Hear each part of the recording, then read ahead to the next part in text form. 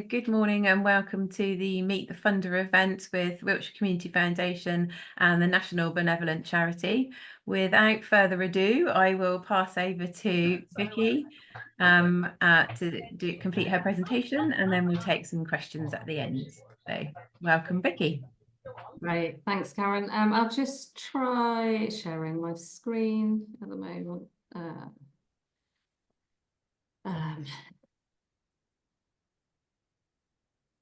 Can you see that? Is that visible for everyone?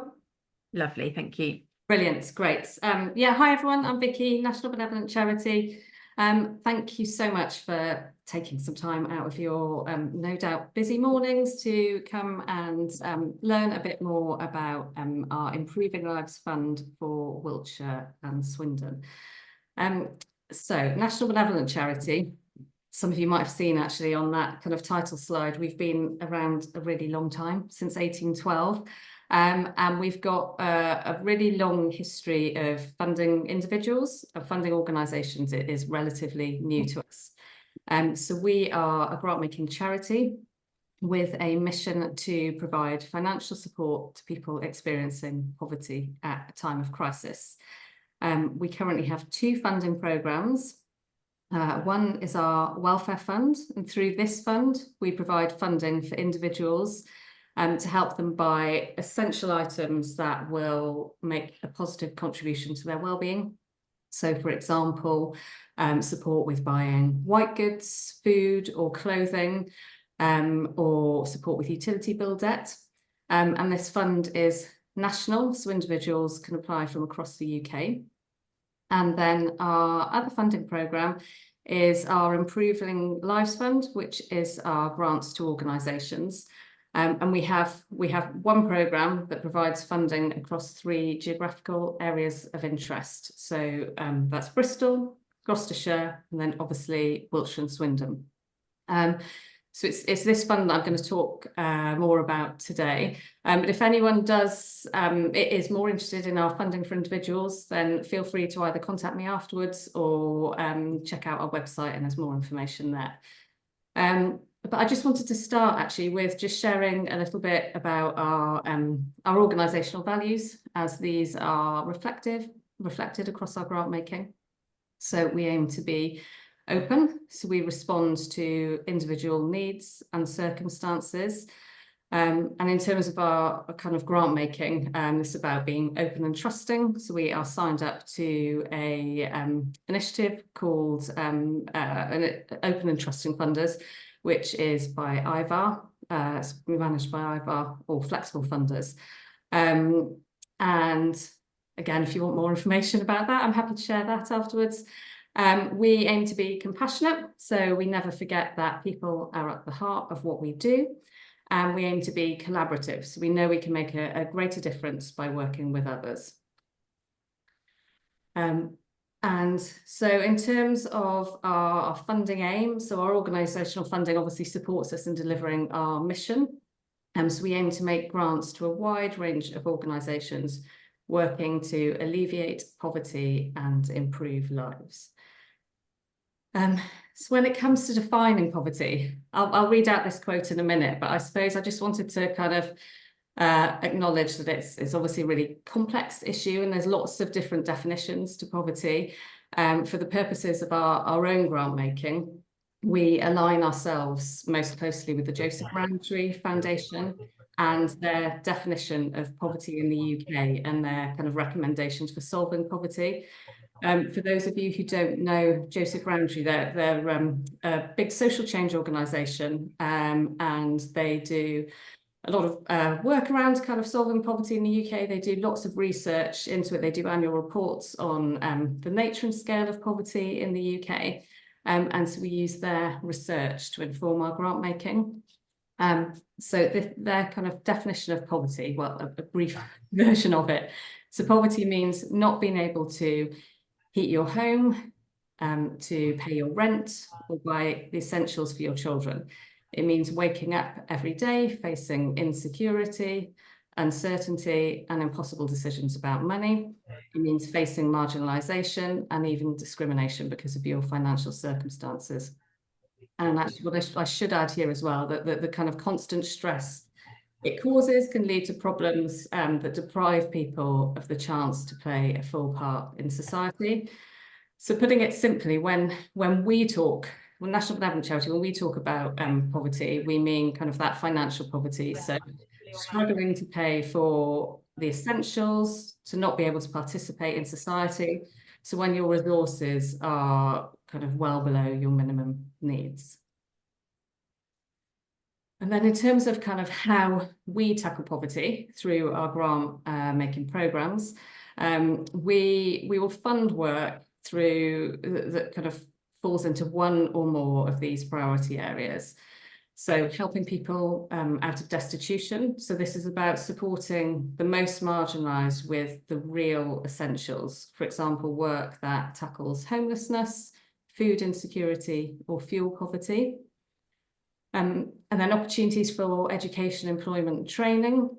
This is about supporting employability to help people reach their full work potential.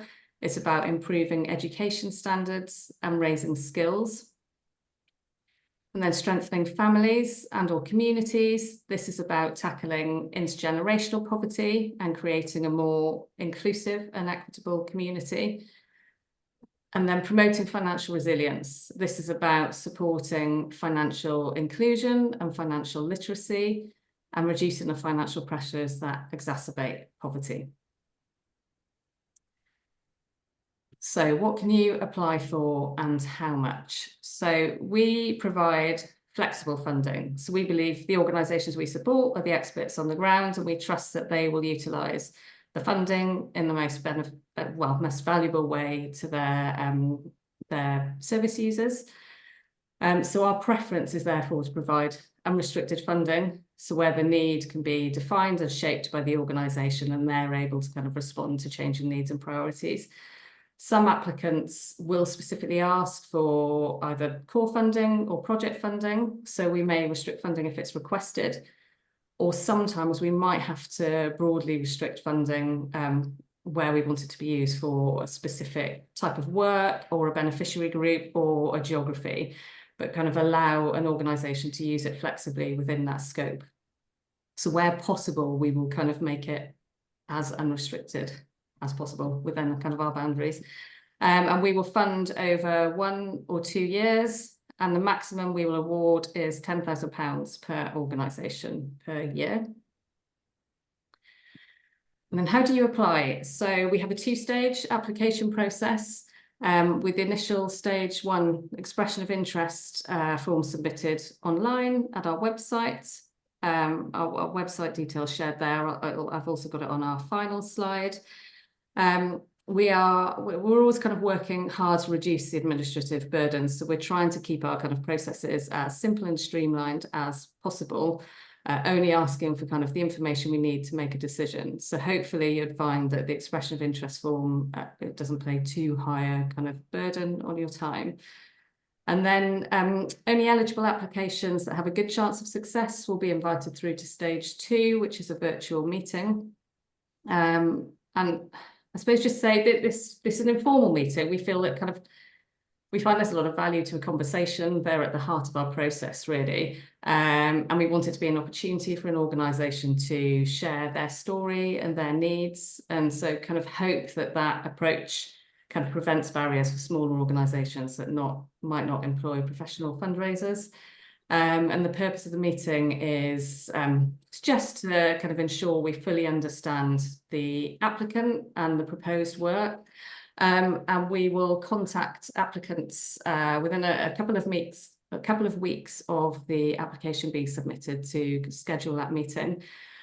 And just to kind of build kind of mutual understanding and be honest about what we're expecting from the meeting. We'll always share any questions or areas to be discussed ahead of the meeting, and to give organisations time to kind of prepare for that.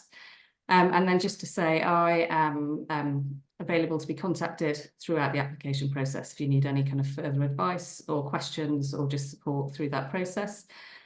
My contact details there, but again, I've shared it on the last slide for you. And then in terms of funding rounds and timings, So we've just got one remaining closing date for funding within 2024. So 16th of August is our next closing date, and that's for a grants panel meeting at the end of October. So we do have one further closing date this year, 30th of December 2024, but that's for consideration for funding in early 2025. We would always advise that applicants apply as soon as possible rather than kind of wait until the last minute with the deadline.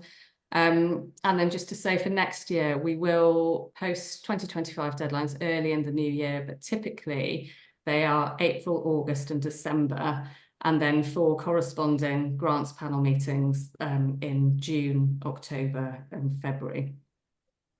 And then in terms of kind of timescales for how soon you'll kind of receive an outcome, for our larger grants, so that's £2,000 to £10,000, you'll receive an outcome 3 months from the application deadline.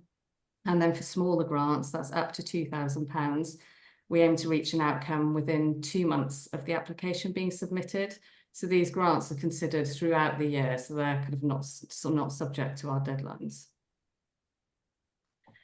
In terms of how we make decisions, so following the applicant meeting, all stage 2 applications are presented to our grants panel, which is a subcommittee of our board. All applications are assessed against a framework to ensure consistency in the evaluation process and alignment with our charitable objects. Applications aren't assessed on things like grammar or writing style, and our assessment framework is broken down into 2 areas. So there's assessing the organisation, which is looking at the applicant's skills and capacity to carry out the work effectively. So it's across a few areas like organisational purpose, people, so kind of the leadership, collaboration and finance. And then assessing the work. And this is kind of looking at the outcomes of the work proposed and how it aligns with our charitable objects.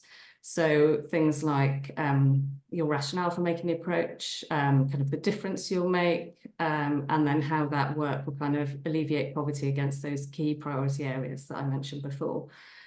And then just to say, our board are ultimately kind of responsible for ensuring that the work we fund adheres kind of strictly to our Royal Charter. So those applications that most strongly align with our charitable objects and support outcomes in those priority areas are the ones that are most likely to be successful in securing funding. And then what reporting do we expect? So I'd say as much as we value the importance of developing effective relationships, but equally on the other side, we appreciate just how busy and stretched those organisations we work with are. So we aim for as much as possible for our any contact to be kind of positive and purposeful, and for our monitoring and reporting to be proportionate and light touch. So given much of our funding is unrestricted, which we appreciate can be harder to evidence impact, and our grants are relatively small, then typically we just ask organisations to let us know when they've produced an annual report or an impact report, and we use that in place of a more formal written report. And then again, I know I mentioned conversations earlier. We do see the value in conversations. So again, we might schedule an informal virtual catch-up at the end of a grant or at a midway point if it's a 2-year grant. And again, just in terms of kind of understanding and honesty, we'll share in advance any questions to kind of help guide that conversation and give organisations time to prepare. Our trustees do like to engage with organisations and connect to the work we're supporting as much as possible. So from time to time, we may ask organisations that we're currently funding if we can visit, or we might ask for information for our own impact reporting. And we try to be clear about our relationship with organisations from the outset, so providing communication on what's expected at the time of the award. But also we do remain open to being led by organisations on how they would like to feedback work. So kind of in terms of that kind of equity in the relationship, if an organisation would prefer to send us a report that they've developed for another funder, or say have more regular communications, then we're happy to set that up too. We'll be led by organisations. And then I just thought I'd finish by just sharing some of our grants that we've awarded within kind of Wiltshire and Swindon, so some of the organisations we've supported recently. Here, if I give you a bit of detail on a few of these, just maybe across our different priority areas. So if we're thinking about kind of that supporting people in destitution, helping with the real essentials. So Alternative Angels, for an example, they offer hot meals to people that are rough sleeping, homeless, vulnerably housed in food poverty. So we have provided them with some core funding. Then thinking on the kind of employment education training side. So the Harbour Project support refugees and asylum seekers in Swindon, and we funded their Steps to Work programme, which helps people preparing for working life in the UK. So with things like CV drafting, practice interviews, building relationships with prospective employers. And alongside that, we provided kind of a discretionary fund to improve people's employment prospects. So things like supporting with training or the cost of interview close. And then thinking about kind of that strengthening families, community side. So Home Start South Wilts, so they provide support for families with children under 5, and we supported them with core costs over a couple of years. And then thinking about kind of the financial resilience side, so Heels of Malmesbury, which is a charity that supports individuals and families in Malmesbury who might be in poverty, disadvantaged or vulnerable. So a lot of the work they do is around supporting people with council tax or utility bill debt, or with rent or mortgage arrears, providing food bank vouchers. So yeah, hopefully that gives you a bit of a range across kind of organisations that we've supported. And then yeah, open to any questions. And also, if anyone has questions at a later date, like feel free to contact me afterwards at any point, or if you've got any questions on eligibility or through kind of an application process, or feel free to provide comments or feedback on our funding programme. We're relatively new funding organisation, so it's always good to get feedback, and you know that will inform our grant making going forwards. And yeah, I suppose a top tip as well, just do read the guidelines on our website before applying, and if you have any questions, then yeah, please do get in touch.